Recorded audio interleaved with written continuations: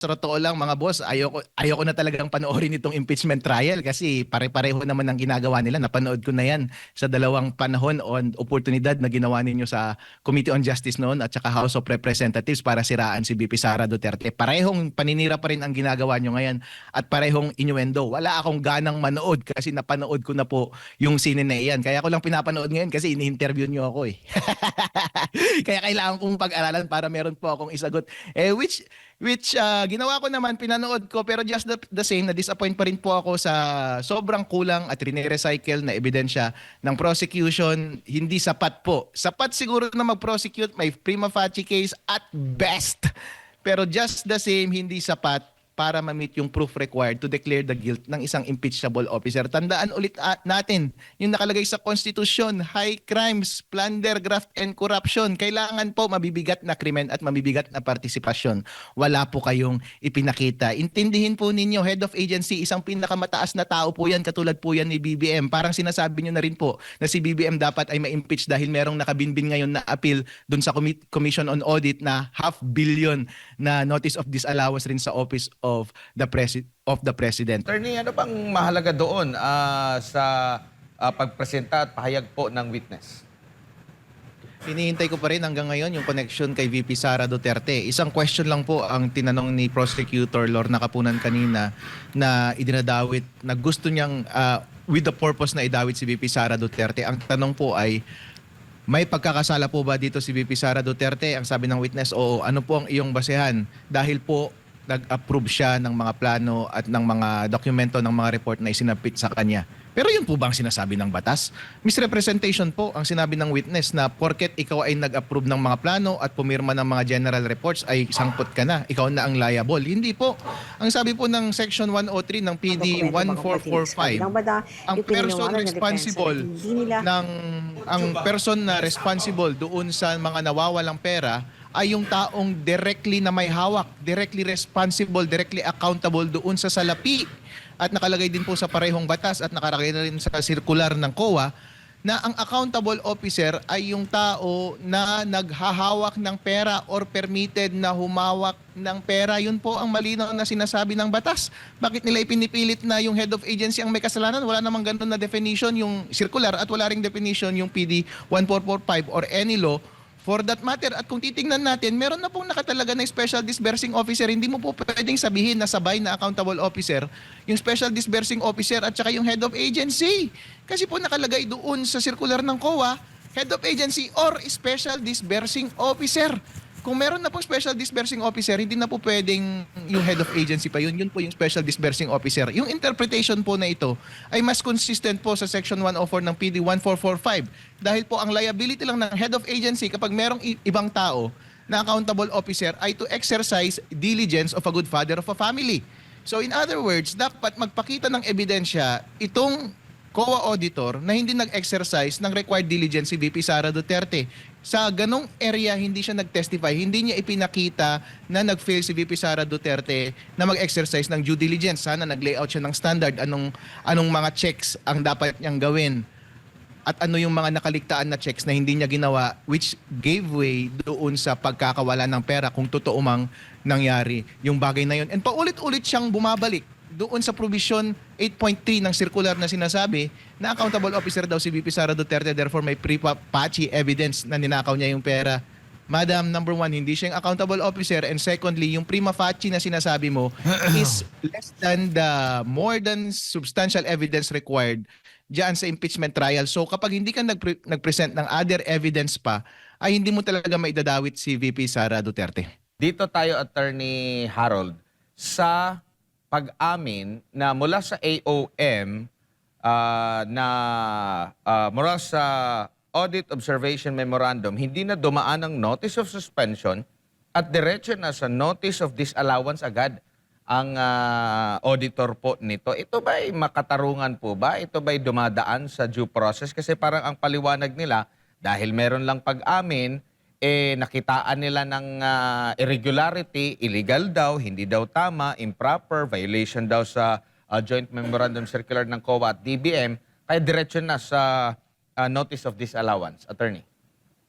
Hindi ko alam kung ano ang basehan ng auditor kung bakit niya diniretso doon sa notice of disallowance agad. Kasi ang naalala ko kaninang sinabi niya was, kasi daw po yung Special Disbursing Officer ay nagsalita na somewhere na in-instruct daw ni VP Sara Duterte na ibigay yung pera to someone. Yun daw yung basehan niya. Well, kailangan, I don't know kung first-hand knowledge yun, I don't know kung personal knowledge yun, pero sa mga ibang question kanina was, yung mga knowledge niya about sa statement ng mga special disbursing officer was just being a spectator doon sa mga proceedings na nangyari doon sa House of Representatives. Now, the question is, kapag hindi siya part ng official auditing process, hindi documented at nakuha mo lamang sa third sources yung mga basihan mo para tumalon ng isang step doon sa customary or hard na requirement ng circular, I don't think yun na isang valid na basihan para lagpasan yung mga bagay na yun. I'm not really sure about sa requirement ng circular kung pwedeng tumalon sa notice of disallowance kaagad from audit observation memorandum. Pero I think on the virtue of fairness, I think mag-stick ka dapat sa custom na kung ang expectation is kailangan mo nang dumaan sa isang step bago ka pumunta sa isang step, dapat meron ka dapat valid na basehan para tumalon. And yung valid na basehan mo yun is dapat base siya doon sa audit process mo mismo at hindi base sa hearsay o base sa naririnig mo lamang na galing sa ibang avenue at hindi part ng official performance ng duties mo. Kumbaga, sariling sikap nila. Kung meron silang ganong information, sila mismo ang mag-confirm bilang auditor at hindi yung nanonood, nakikinig lang sila during sa House sa hearing yun. Kung di ako nagkakamali na doon may pag-amin dahil sinumpaan daw yun, yun na agad yung kanilang magiging desisyon. Hindi na sila nagkusa or nagsarili sila na imbestiga at idaan sa tamang proseso, attorney. Tama po ba?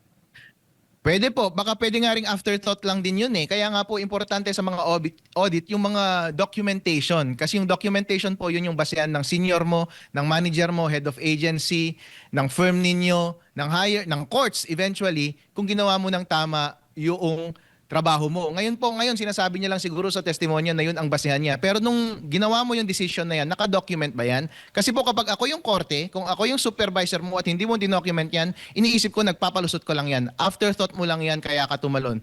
Pero kung wala kang justification kung bakit ka tumalon nung una, hindi ako maniniwala sa iyo. Dahil po talaga practice sa, kaya ayaw kong maging CPA, kaya hindi ako naging CPA ng matagalan eh. 3 taon lang po ako naging CPA eh. Kasi po talaga ang daming documentation na required, which is okay lang naman na required ang documentation kasi yun yung basehan ng liability ng maraming tao.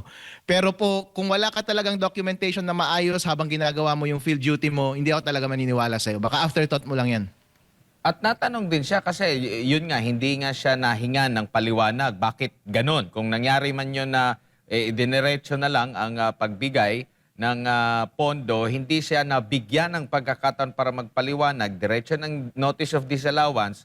At yung notice of disallowance hanggang sa kasalukuyan, saklaw pa pala noong 6 months, attorney. So wala pa talagang yung parang pinaka-pinal yung nababanggit din kanina ni Attorney Attorney Harold. Which is tama yung sinabi ni Attorney Sal kanina, which is nagpapakita ng tendency talaga ng prosecution na ito. Even yung naunang article. Kahit yung naunang article, hindi papasa yung grave threats at inciting to sedition sa korte. And ito ring audit nila, baka hindi nga rin pumasa ito, hindi pa final eh. Baka hindi rin pumasa sa korte, hindi rin pumasa sa commission. Ngayon nag-a-appeal sila. Bakit natin pinag-uusapan dito? Di hamak na mas malaki yung required proof and amount of evidence na required para ma-impeach mo si VP Sara Duterte. Doon nga hindi pa naging final, doon nga hindi pumapasa. Bakit nyo ipinipilit dito? Kaya hindi ko rin masisi si Prosecutor Lorna Kapunan kung nagre-resort na lang siya sa innuendos kasi nahihirapan siyang mag-prove eh. Every time makabanggit siya ng tao, innuendo, may connection parati. Wala ka namang proof na connection. Kapag sinabi mong address, innuendo parati na yung address na yun, yung place kung saan dinistribute. Malay mo, address lang yun ng tao, hindi po ba? So, kailangan nyo, Madam, prosecutors, kailangan nyo po talagang magbigay ng ebidensya. Wala na po tayo doon sa pagpapublicity natin doon sa House of Representatives. Hindi po pwedeng ulitin nyo lang yung ginawa nyo doon and then ngayon mag-innuendo na lang kayo ng innuendo kung ano-anong Superman ang kino-comment ninyo, tinitake advantage nyo yung leniency ni Presiding Officer Chis Escudero. And then nakikita rin actually natin dito na tinotolerate rin sila ng defense kasi rinerespeto ni Counsel Mike Poa, ni Counsel Christine kanina kasi po si Lorna Kapunan medyo may edad na po at kagalang-galang siya na abogado sa Pilipinas. Salata naman po na tinotolerate siya kahit hindi na proper yung pananalita niya sa witness at sa ibang mga participant ng proceedings, hindi na siya pinapagalitan ng presiding officer at hindi na rin po nag-o-object yung kalaban. Pero sinasagad niya po kasi ang daming conclusion of law, ang daming conclusion of fact, lahat po, ang dami pong pwedeng i-object kanina pero pinagbibigyan lang po kasi po siguro dahil magalang tayo sa mga matatanda.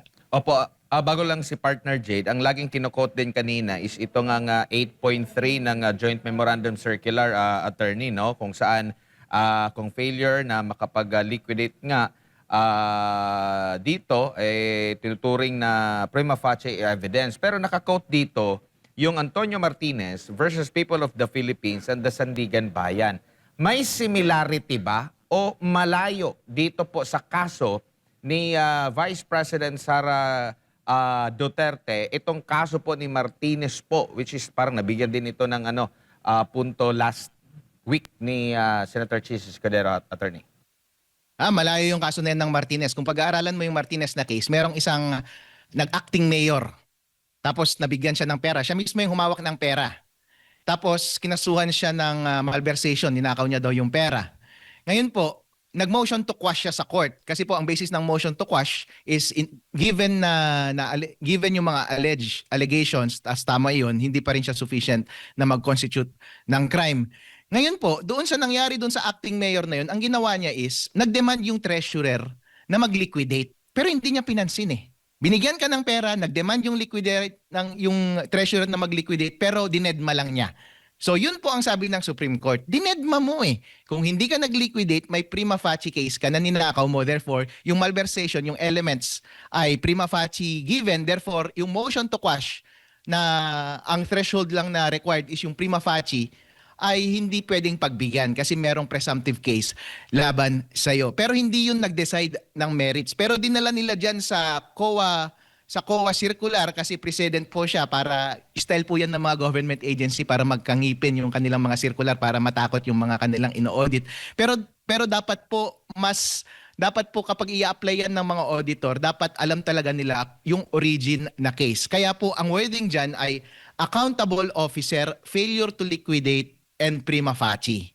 Yung accountable officer po, tama po yung accountable officer dun sa Martinez case kasi po siya yung binigyan ng pera. Pero po dito kay VP Sara Duterte, siya ba yung humawak ng pera? Hindi po. Kaya ang definition ulit sa PD 1445 at same circular ay yung accountable officer ay yung humawak ng pera. Hindi po si VP Sara Duterte. And pangalawa po, failure to liquidate. Doon sa Martinez case, nag-fail talaga na mag-liquidate kasi kahit na anong papel, hindi siya nagpasa Dito po, ang position po ng Office of the Vice President at Office ng Department Secretary ay nag-liquidate sila. Kaso nga lang, at first instance, hindi pumayag yung auditor. Sabi ng auditor, insufficient yon. And precisely that question, whether or not nag-liquidate sila, is pending sa appeal na ginagawa ngayon ng Office of the Vice President at Department Secretary. Therefore, hindi mo masasabi with finality na meron talagang failure to liquidate kasi after all, kapag natapos yung appeal na yon, malay mo ma-finding ng court na sufficient talaga. Pero yung the fact na nag-liquidate, meron pong nag-liquidate insufficient lamang. That's another legal question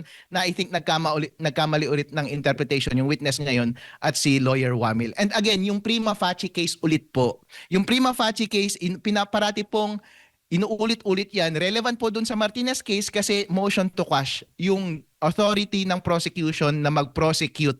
Ngayon po, hindi po rin-erase yung prima facie na po, hindi na po relevant yan kasi nasa trial na po tayo. Hindi naman po namin kine-question yung authority ng prosecution ngayon na i-elevate siya as articles yung violation na to, yung paggastos ng confidential funds. So it's not a question of prima facie or not anymore. Pumapasok lamang yung prima facie or presumption kapag question ng prosecution. Pero po, nag-uusap na tayo sa guilt ng tao Tapos na yung prosecution, mas mababa yung required na proof doon sa prosecution. Madalas prima facie okay na, madalas presumption okay na, pero ngayon po iba na kasi ngayon doon sa bagong rules ng DOJ is may reasonable certainty of conviction. Pero at any case po, nasa trial na po tayo. Ang kailangan nating patunayan is yung proof na required ng jurisprudence and ayon kay Senator Miriam Defensor Santiago, it should be more than substantial evidence and less than proof beyond reasonable doubt. Hindi sapat ang prima facie evidence.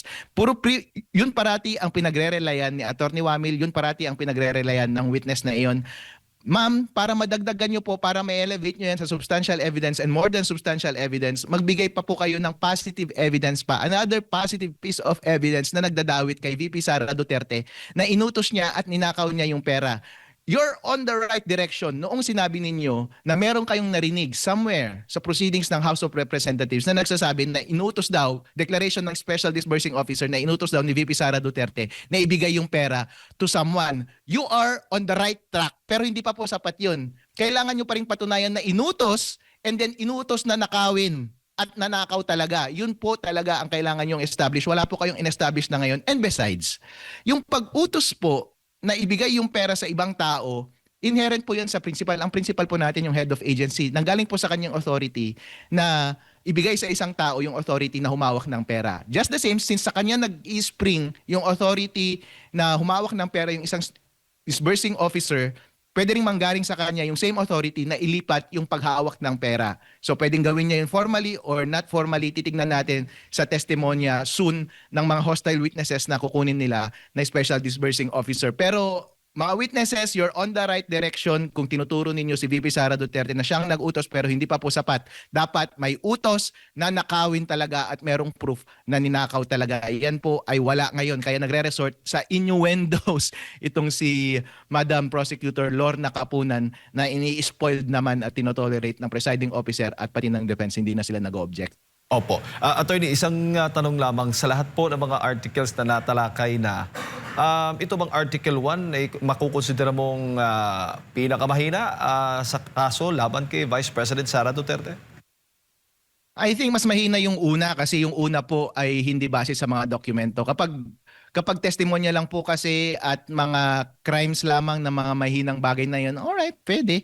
Pero dito po kay VP Sara Duterte, equally mahina rin eh. Tama po yung sinabi ni Attorney Panelo kanina na sa totoo lang mga boss, ayoko na talagang panoorin itong impeachment trial kasi pare-pareho naman ang ginagawa nila. Napanood ko na yan sa dalawang panahon on oportunidad na ginawa ninyo sa Committee on Justice noon at saka House of Representatives para siraan si VP Sara Duterte. Parehong paninira pa rin ang ginagawa nyo ngayon at parehong innuendo. Wala akong ganang manood kasi napanood ko na po yung sine na iyan. Kaya ko lang pinapanood ngayon kasi ini-interview nyo ako eh. Kaya kailangan kong pag-aralan para meron po akong isagot. Which ginawa ko naman, pinanood ko, pero just the same, na-disappoint pa rin po ako sa sobrang kulang at rine-recycle na ebidensya ng prosecution. Hindi sapat po. Sapat siguro na mag-prosecute, may prima facie case at best. Pero just the same, hindi sapat para ma-meet yung proof required to declare the guilt ng isang impeachable officer. Tandaan ulit natin yung nakalagay sa konstitusyon, high crimes, plunder, graft, and corruption. Kailangan po mabibigat na krimen at mabibigat na partisipasyon. Wala po kayong ipinakita. Intindihin po ninyo, head of agency, isang pinakamataas na tao po yan, katulad po yan ni BBM. Parang sinasabi nyo na rin po na si BBM dapat ay ma-impeach dahil merong nakabinbin ngayon na appeal dun sa Commission on Audit na $500 million na notice of disallowance rin sa office of the president. So just the same, just as bibigyan mo ng konting understanding si BBM sa bagay na yan, bigyan mo rin ng konting understanding yung head of agency. And which is yun din naman ang nakalagay sa batas. Kung hindi siya yung directly responsible, hindi siya yung humahawak, hindi siya ang may kasalanan, which is okay lang naman. May kasalanan lang siya kapag mayroon siyang failure to supervise using the diligence of a good father of a family, which they failed to demonstrate so far.